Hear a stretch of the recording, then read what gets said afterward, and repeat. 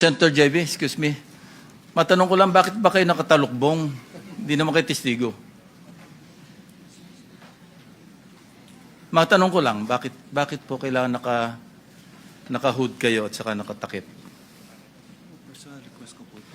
Yes, Mr. Chairman, because this might set a precedent for all other witnesses we will call here. They will request that their faces be covered.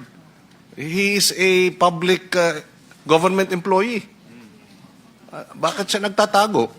And a resource person, not a witness. That was the question I was raising kanina, Mr. Chair. Hindi pala tayo nagkaintindihan. Bakit na nakatakip yung mukha ni Ginoong Pakanan? Akala ko naman, si Maria sa si Joy.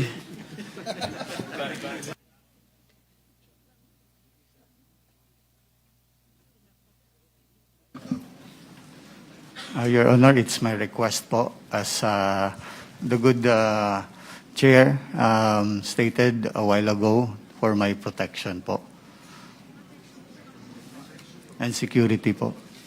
Pero nasa kulungan ka na ngayon. You're in detention right now, di ba? Aren't you in detention already? Yes po, Your Honor.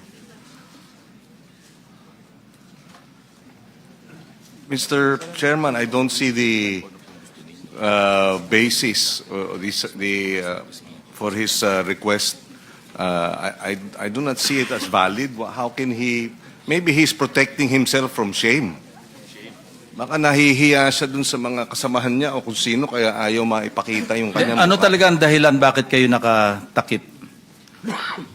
Ako, nakita ko lang isang posibleng dahilan. Baka sa future mga police lineup, makilala kayo. Is that it? Or any other reason? The main reason, Mr. Chair, I am begging the indulgence of all the good senator for my protection since the case is already pending before the Sindigan Bayan and there's no judgment over it. So I'll be incriminated by whatever action against me.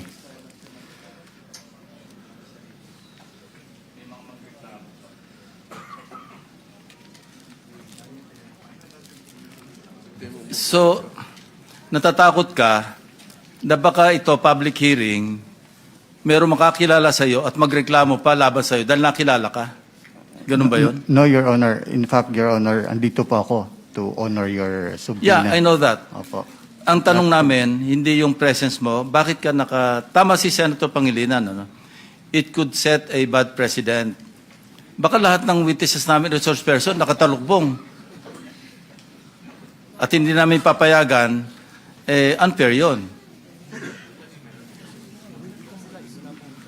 Your Honor, I will comply naman po kung ano po ang sasabihin I think, ninyo. yeah, that's the ruling of the chair. Kindly expose your face.